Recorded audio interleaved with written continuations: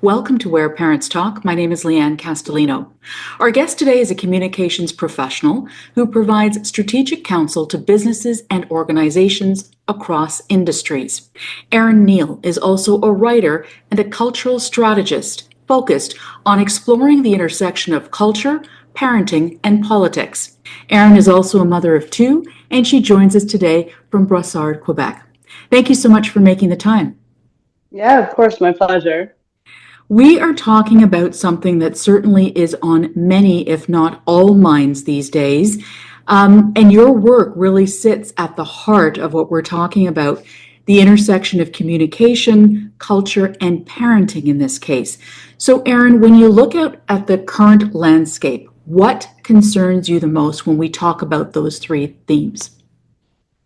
I think the thing that comes to mind most often is just the general sense of overwhelm, I think, that people feel by it all. We are constantly being bombarded with information, whether it is in news stories, what we're catching on television, what we're seeing on social media, that it can be very easy to feel overwhelmed by all of that information, which ultimately makes it difficult for us to process it and then also to be able to act meaningfully on it.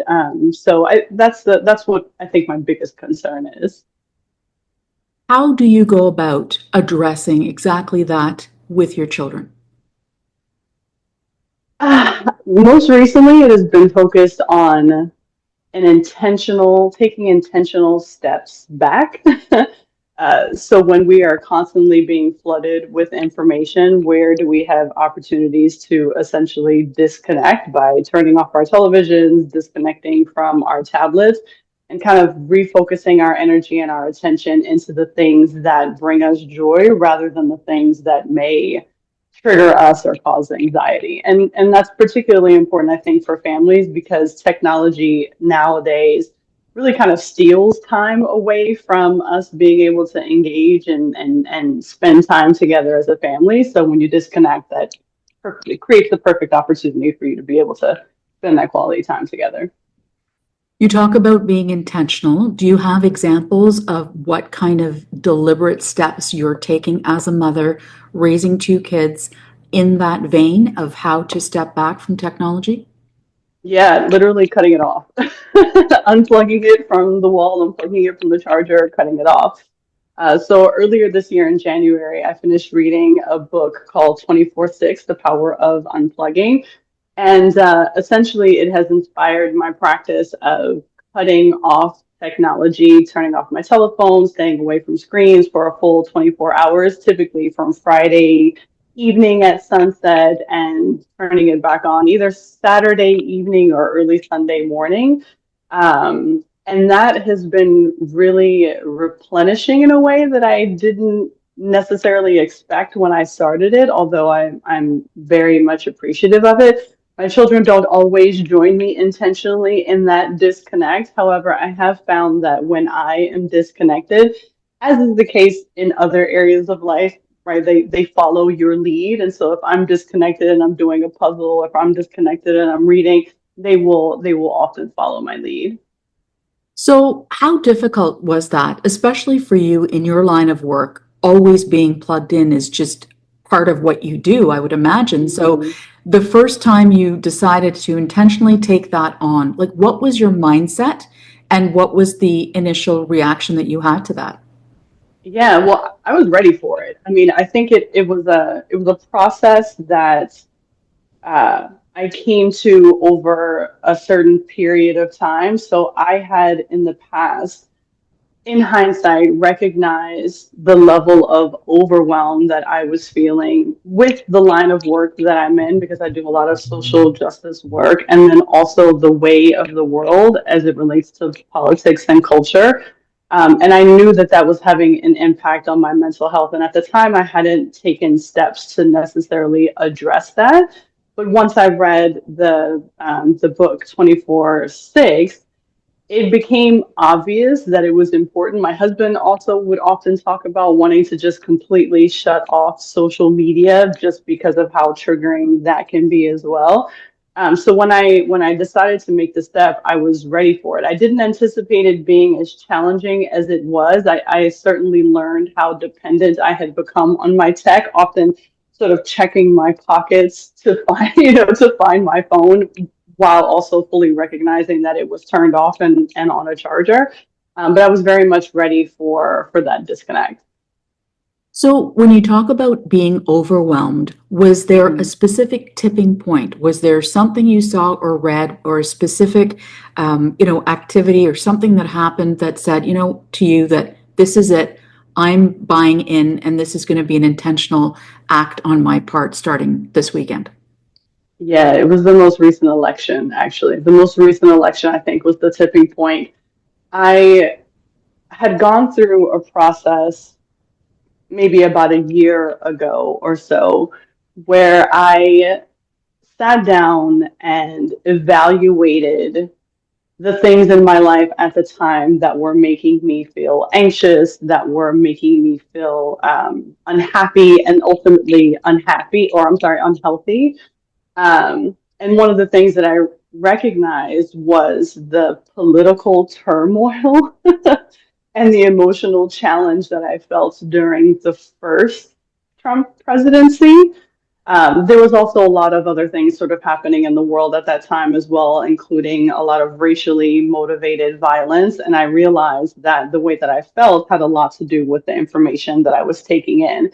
And so now coming around to this, the current administration being back in office and a lot of the changes that we're seeing across our cultural and political landscape, I knew I wanted to be more intentional and more purposeful in shielding myself, I think, Mhm. from a lot of the noise that is around us. And I also think that as a communication strategist and a journalist, I wanted to make sure that I was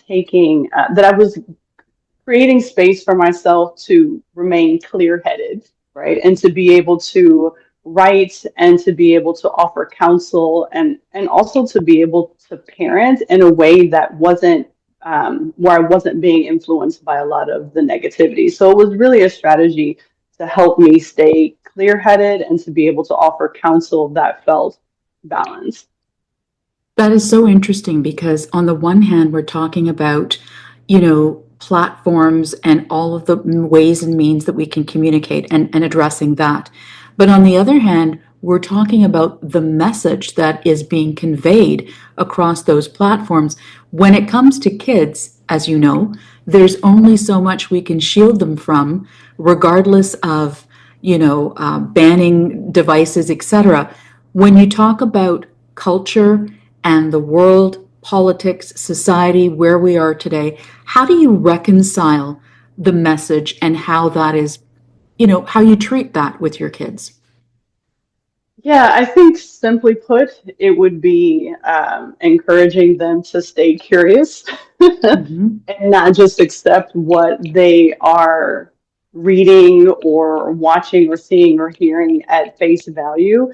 I think whether it is from a parenting perspective or from a communications counseling perspective, you always need to be mindful of who is delivering the message, what their motive might be, what they're not saying, right? And so it's being aware of the fact that in any communication, in whatever channel it is that you're consuming it in, it's not giving you the full story.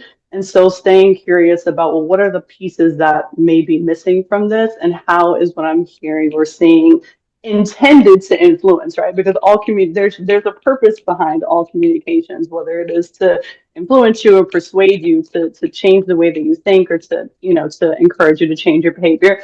There is a motive, and so to be thoughtful about what might that be, what could that be.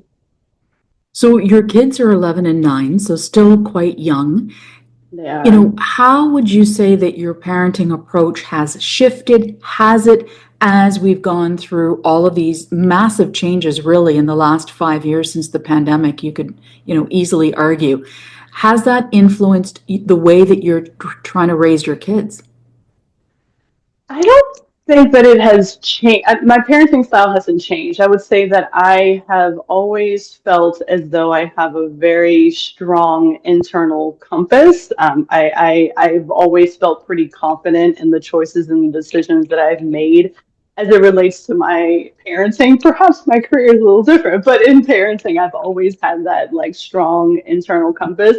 I think one of the things that has become different in the last 5 years or so is just that my kids are getting older and they are in fact very curious, and so I can provide them with some additional context to some of the things that they're hearing and kind of engage them in conversation as well. And so to help them, so one of the things that I enjoy about this age is understanding and watching how they formulate their own opinions. Because as babies, you know, a lot of the conversation is them sort of repeating what they hear from you or from other adults.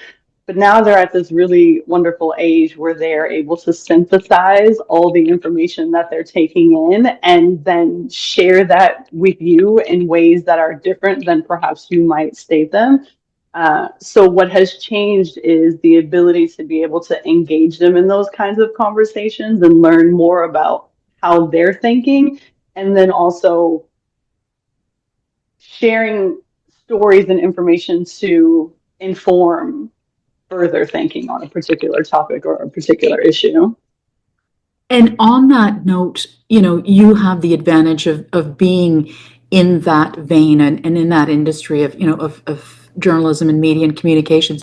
But for parents where this is not their normal or comfort level at all, trying to engage their kids, like what would you advise or, you know, offer to a parent um, in terms of tips that they might want to consider, because this is an important topic. It can't be ignored. It is the way the world is working at the moment. And so how do you explain it in an age appropriate way to your child?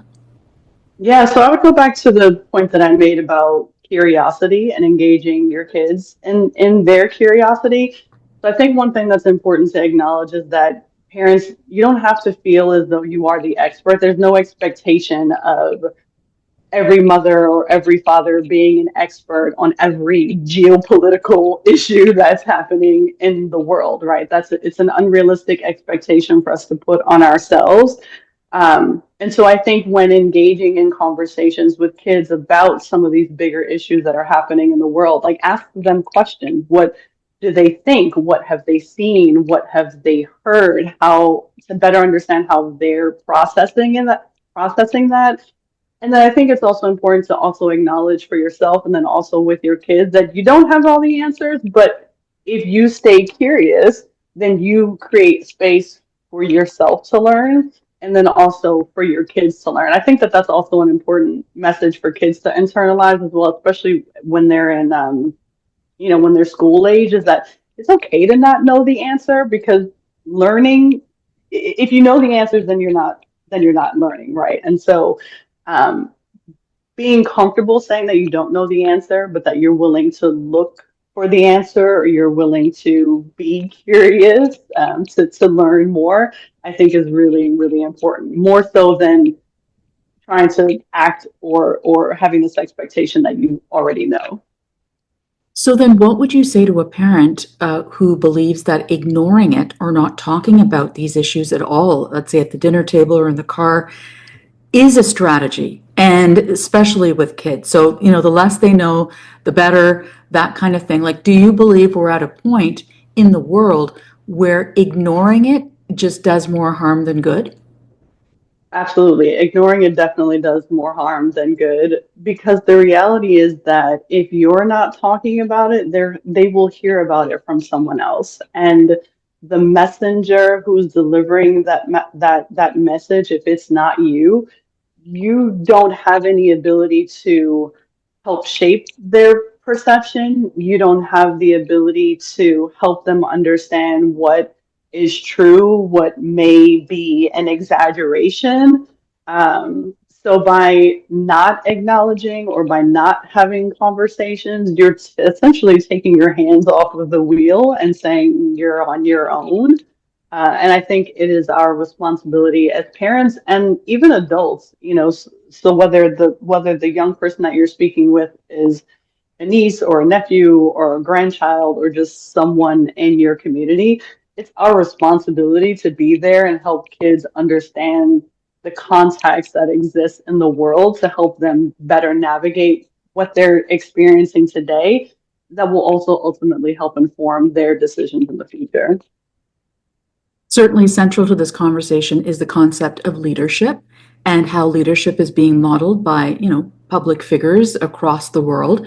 It is a cause for concern for many people. How Mhm. do you reconcile that reality with raising kids raising your kids today? Yeah, well, the interesting thing is that we are growing children, little humans, in a world where decorum looks very different today than it may have years ago. Um, my kids are 11 and 9, which I know is a little bit younger than perhaps some of the other parents that may be listening or watching. But the current environment is all they know. Like they don't, they're just now starting to become aware of the political and cultural complexity that is life. So that's all they really know. And I think the thing that for me is important, for my kids to understand is that the people that they see on TV, whether they are entertainers or sports figures or politicians, they're not a special kind of people. They're not special people. They're just people doing a job, just like you and I are doing. And so, just like any other person, they may try really hard but still fail. They may work towards the greater good, or they may be more self-interested.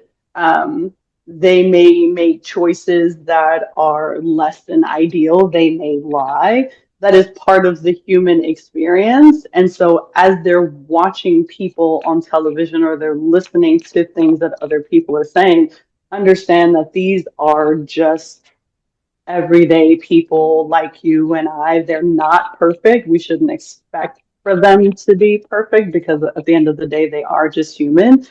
And I think it goes back to just focusing on what you can control as a parent and what your kid can control, which is ultimately just ourselves. Like we need to be responsible for the choices that we make as individuals and not base our behavior on what other people say or what other people are doing. We have to work and operate from what feels right to us and our core, regardless of what, they may hear someone say or see someone do.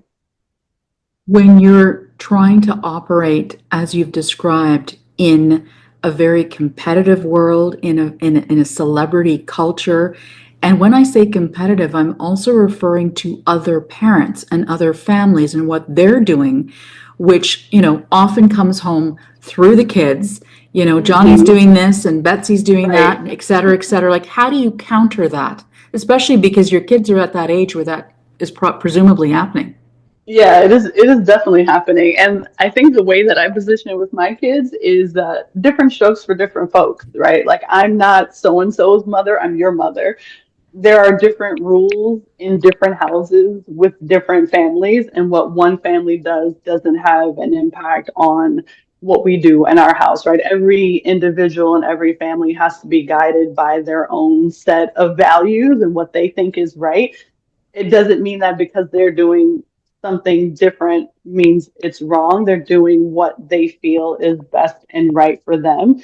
And all that we can do is what we feel is best and right for us. So while so and so may have a phone at 11 o'clock, we're not having, or I'm sorry, 11 o'clock, at 11, 8, at 11 years old, we're not going to implement that same policy because that doesn't align with what we think is important at this point in time. So different strokes for different folks, different rules for different families.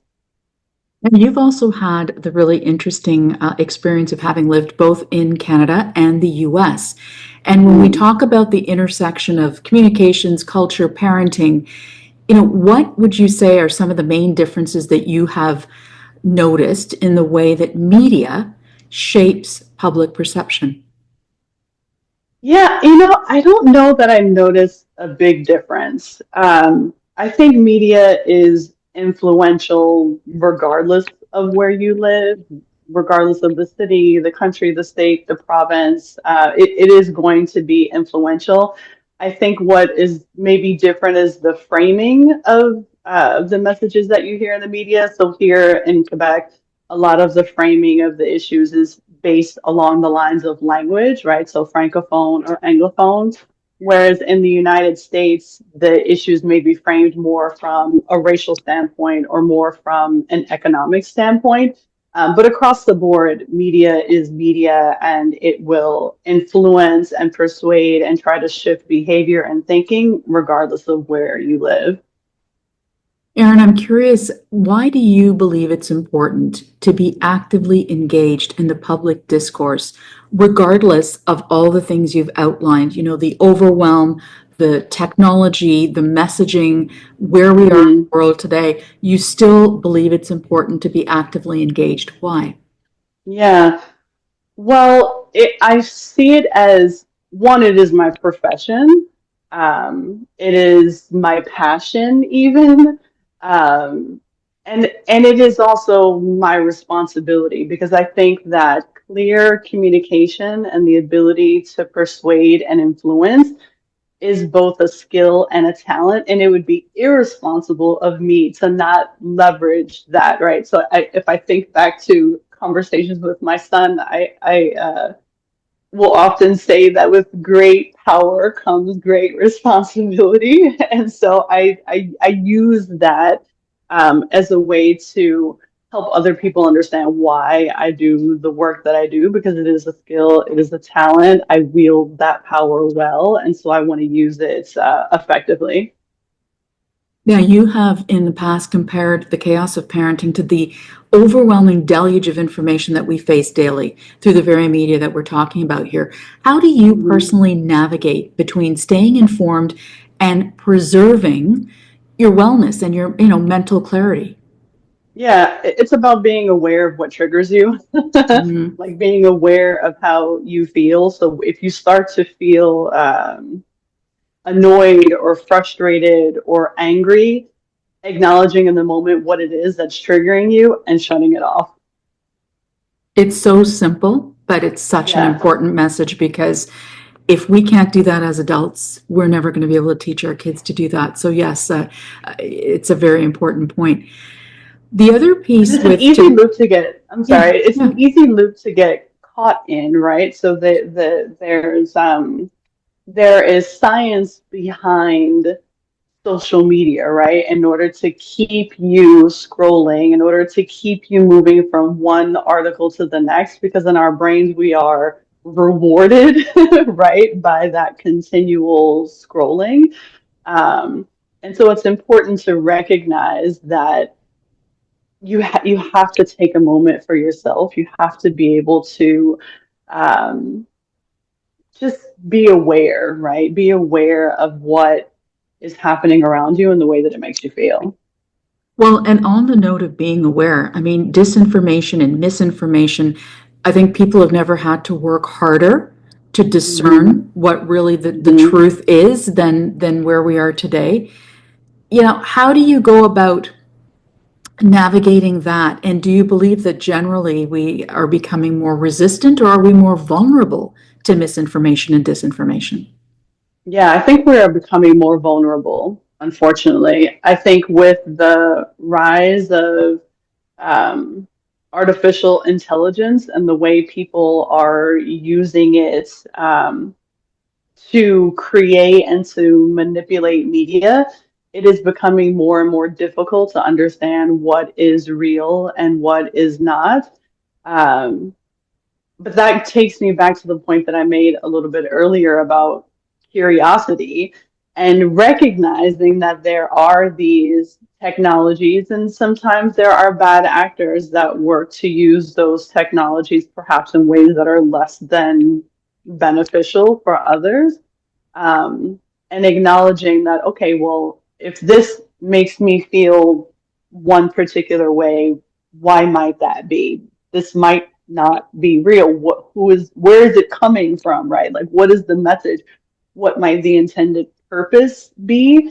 So yeah, be curious, question things, and don't just accept what is fed to you at face value, because there is, there's a motive behind everything, whether it is positive or negative. In that same vein, parents certainly are key contributors, have a very critical role in shaping how our kids' relationship ends up evolving with media, right, in future years and generations. So what are some intentional ways, Erin, that you would suggest to parents on how they can cultivate a culture of thoughtfulness and digital mindfulness? Yeah, so I would suggest engaging in media together. So whether you're watching television, whether you're scrolling Instagram Reels, whether you are reading, a book or a newspaper, is to invite your children into the process as well, so that you get to see and hear the same things that they get to see and hear, and you're again creating an opportunity for conversation, for discussion, to elevate or to perhaps challenge what it is that you're taking in. And that practice will help you and also your children be more discerning in the information that they're taking in and being a little bit more curious and questioning. So as we try to, live through, endure the period that we're in of rapid cultural change, technological change, political shifts, what are some of the key values and habits that you hope to pass on to your children in terms of helping them be armed to navigate an uncertain future, really? Yeah, I'm going to take it back to curiosity. Stay curious, stay curious, not just about the world around you, but also about yourself, right? Because I mentioned having felt like as a parent, I've had a strong internal compass, and that has a lot to do with just trusting myself, trusting that when I am feeling uneasy, to be curious about, well, why is that, and try to understand the reason and then create changes, whether they're big or small, to shift how I'm feeling, to shift how I'm thinking.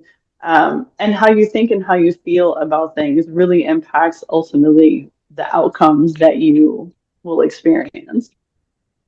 When you think about how you are trying to raise your kids today and look at how you were raised, are there any fundamental major differences? And if so, what do they look like? I think the biggest difference between my children and how I was raised is that I'm home. So I have worked from home for 16 years, since before COVID made it the thing to do, which has afforded me the ability to engage with my children in a way that my mother did not have an opportunity to. So I was a latchkey kid. I had my own keys to my home. I came home. My mother was still at work. She would come home, a little bit later in the evening. Whereas my kids, I essentially greet them when they come off of the school bus every single day. So that is certainly a major difference. Just the ability to spend more time with them. I chaired the board of their school, their daycare, and their school for a number of years. And my parents never had an opportunity to do that because they didn't have the work-life flexibility that I'm able to enjoy today. Lots of really interesting insights and things to think about. Arron Neal, cultural strategist, communications professional, thank you so much for your time and for your insight today. Of course, it was a pleasure. Thank you so much for having me.